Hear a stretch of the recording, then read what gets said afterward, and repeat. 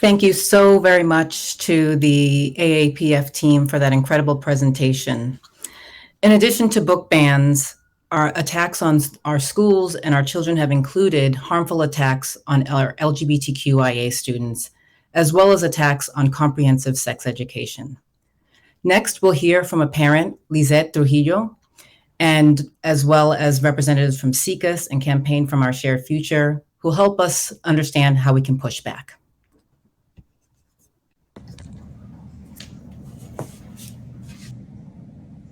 It is so important for students to have access to inclusive, medically accurate, scientifically researched sex ed. As a mother living in Arizona, I cannot tell you how harmful it is to not allow students to have access to this very important life-saving information. It teaches kids how to be responsible for themselves and their choices, how to take care of their bodies, and what consent actually means.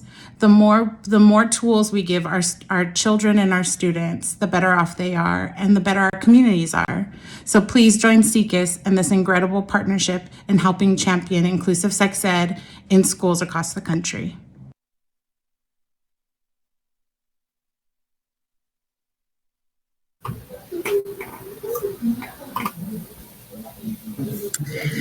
Thank you so much. Dr. Heather, would you like to go ahead and tell us about the work that you all are doing? Good evening. It's so good to be in community. My name is Heather Harding, and I'm the Executive Director of the Campaign for Our Shared Future. And we're a nonpartisan common ground effort founded on the principle that every child, regardless of their background, deserves access to a high-quality, age-appropriate education. And one of the things, as I listen to the speakers and the videos and the parents, that's so important to underscore here is that respectful collaboration between families and teachers is really the only way that we can ensure that our children have the best educational environments. Unfortunately, out-of-touch and career-driven politicians have really hijacked our nation's schools and school boards. They've launched, as you've heard, a full-out attack on our kids' education. And sadly, the children most often targeted and attacked by these political extremists are some of our most vulnerable. From the hateful legislation, like the Don't Say Gay bill in Florida, to widespread discriminatory book banning, LGBTQ youth and families have repeatedly found themselves in the political crosshairs. In fact, in 2022, we tracked 45 state-level education bills aimed at weakening protections for LGBTQ youth and otherwise promoting a culture of hostility for the most vulnerable, but for all kids. It's become increasingly clear that politicians have no plans of letting up these attacks. It's part of what I've come to call the Medusa head attack on public education that runs the gamut of issues, but again, undermines trust between our families, students, and their educators.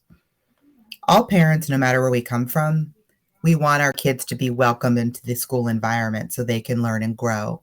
For me, family is everything. When I see my two teenagers, I see hope and the future, a world of possibilities.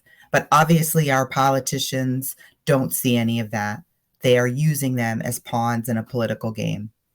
To make matters worse, LGBTQ students are facing harassment and bullying at higher rates in their peers because of this environment that's being stoked. In 2022, the Trevor Project reported out a survey. The majority of LGBTQ youth in America are experiencing symptoms of anxiety and depression.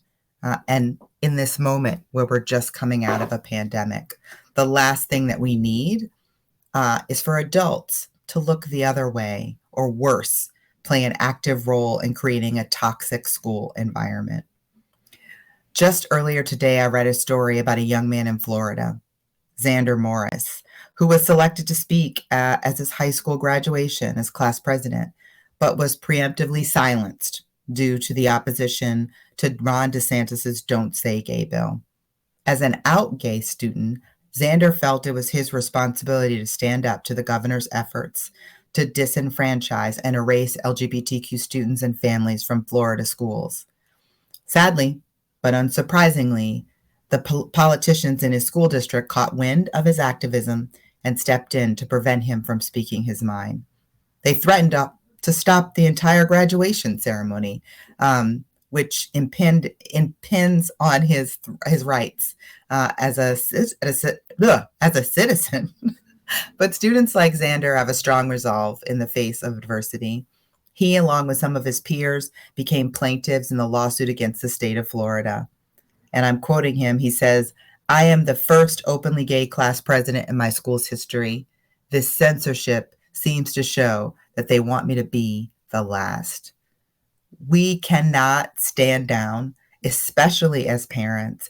We have a responsibility to protect all of our children. These kids are working hard to get to know each other across lines of difference, and their educators are trying to prepare them to succeed. We need to support those efforts. We need to make sure that we are in partnership. All over the country, the threat of career-motivated politicians infiltrating our school boards and becoming more prevalent is real. These efforts to erase history, which have been well shared prior to my talking, are part of America's complicated racial past. We can have and do have a great country, and we need for it to get better. So we at the Campaign for Our Shared Future are calling on you as parents and allies to help center the voices and experiences of LGBT community and call out unequivocally these dangerous attacks on their rights and their safety. Because if our most vulnerable children aren't safe, none of our children are safe.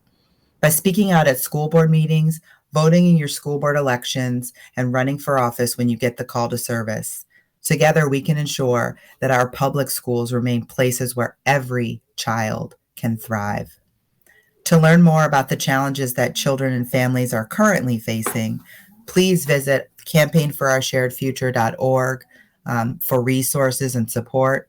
Thank you to all of the partners I'm joining here today in the fight for more inclusive schools, and to you, the families and communities that make the work possible. Thank you, Dr. Harding, for that incredible information. I'm now going to take a couple minutes as the Director of Social Impact and Strategic Communications for SECUS, Sex Ed for Social Change. I'm here to talk about sex education legislation and policy. SECUS, Sex Ed for Social Change, has served as the nation's voice for sex education since 1964. Asserting that sexuality is a fundamental part of being human, one that is worthy of dignity and respect. Through our advocacy, policy, and coalition building, SECUS advances sex education as a vehicle for social change, where all people receive sex education, are affirmed in their identities, and have the power to make decisions about their own health, pleasure, and wholeness. But let's talk about the real tea of 2022. SECUS has tracked about 127 bills that were anti-LGBTQAI+, including restrictions on classroom discussions of sexual orientation and gender, transgender youth sports bans, gender-affirming care bans, and other bills that would lead to hostile school environments for our LGBTQAI+ youth. We saw a dramatic 413% increase in divisive concept bills that Kimberly Crenshaw mentioned earlier, that have come into being introduced this year alone. Often the bills that we're seeing are copycat bills, and this is why this is important for everyone who is watching. These are the same exact or almost same exact language from previous bills that we are seeing pop up in states and districts all across the country. And we want to inform you about who these individuals are, because despite America's large-scale support of teaching truth, teaching CRT, teaching sex education in the classroom, our youngest Americans are at risk, because there are politicians out there who do not mind compromising their safety to build their base and garnish capital for their campaigns. I want to really stress how sex education has been a part of Americans' history since 1919. It was then that the U.S. Department of Labor and Children Bureau released a report suggesting that sex education was vital for the development of youth. In 1920, sex education was introduced into high schools. 1930, the U.S. Office of Education published its first sex education materials and starts to train teachers. In the 30s and 40s, human sexuality courses appeared in colleges. In 1964, as mentioned, SECUS was developed. And in 1968, the U.S. Department of Education gives NYU a grant to develop graduate programs for training in sex education. Then the 60s and 70s hit, and sex education became politicized. And why this is important is because the same playbook that we are seeing used to create book bans, to create divisive and dangerous legislation for anti-trans youth and anti-LGBTQ ideologies is the same exact rhetoric that we saw in the 60s and 70s when sex education became politicized. It is important to recognize that there are over 3 decades of research that build a case for sex education, asserting that the effectiveness of sex education based on updated national sex education standards are ones that can result in improvements in knowledge and attitudes towards dating violence and intimate partner violence by reducing harmful beliefs and stigma and sexist attitudes. Sex education improves understanding around physical boundaries and healthy relationships. Sex education improves social and emotional learning and increases bystander self-efficacy. These studies show that no matter where we live or who we love, most of us want our young people to receive relationships and sexuality educations at schools. And that includes parents. We know that when young people have the support of well-trained educators in learning about themselves and their boundaries, they do better, not only in their personal lives, but also academic achievements elevate, right? But there are certain politicians that are trying to hold on to power by waging a war on our kids. They are more willing to leave our kids vulnerable and trample the rights of the majority of this country if it helps them raise money for their base. We see how they are trying to erase Black history from our curriculum through their efforts on book bans and other oppositions to public school relationships and sexuality education, removals of CRT concepts, as well as very dangerous initiatives to reduce access and opportunities for our LGBTQAI plus students. But guess what? We can fight back.